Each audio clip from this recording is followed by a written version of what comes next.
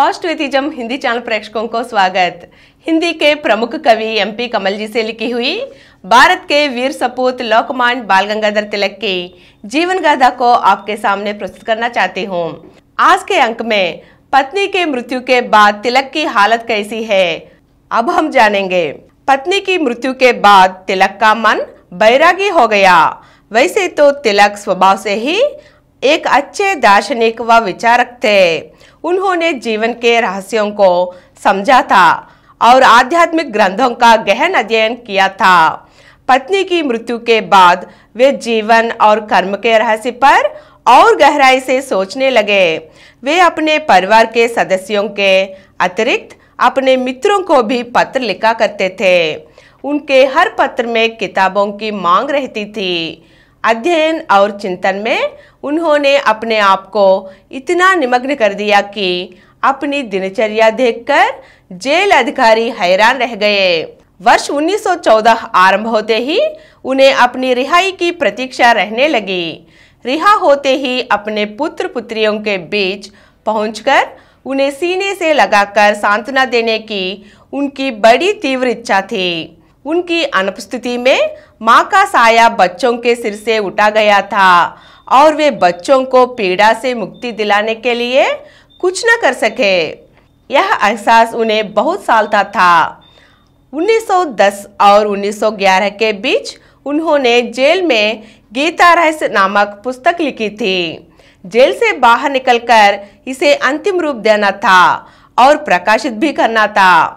मई के महीने में उन्होंने अपने पास एकत्रित हो गई 400 से अधिक पुस्तकें पुणे भिजवा दी। 8 जून 1914 को उन्हें जेल से मुक्ति मिली। जेल से छूटकर पुणे पहुंचने पर उनके साथियों ने उनका भव्य स्वागत किया। अपने बच्चों से मिलकर उन्होंने उन्हें सांत्वना दी और अधिक से अधिक समय उनके साथ बिताने का प्रयत्न किया।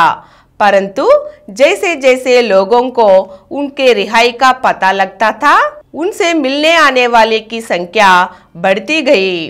अपने साथियों से बात करते समय जब उन्होंने सरकार विरोधी बयान दिए तो सरकार बौखला गई।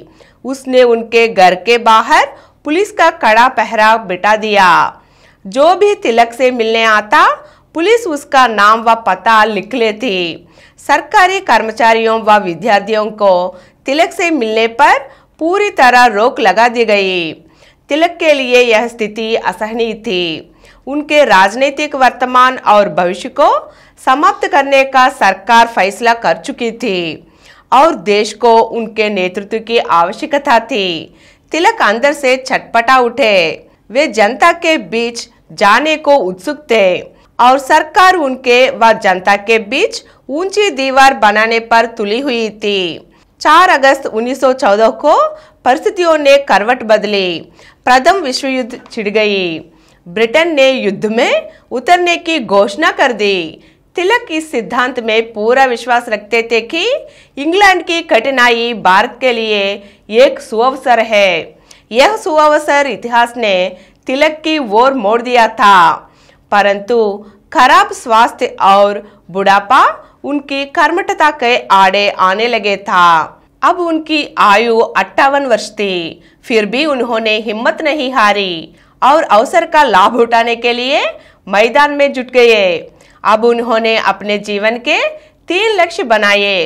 कांग्रेस में एकता की स्थापना, राष्ट्रीय पार्टी का पुनर्गठन तथा होम रूल लीग की स्थापना। अगले अंक में होम रूल आंदोलन के बारे में जानेंगे। धन्यवाद।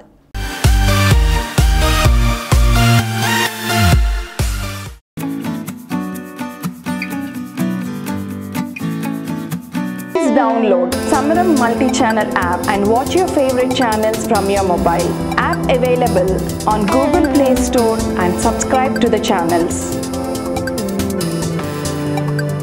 For more videos, please subscribe to this channel Positive Atheism and activate the bell icon.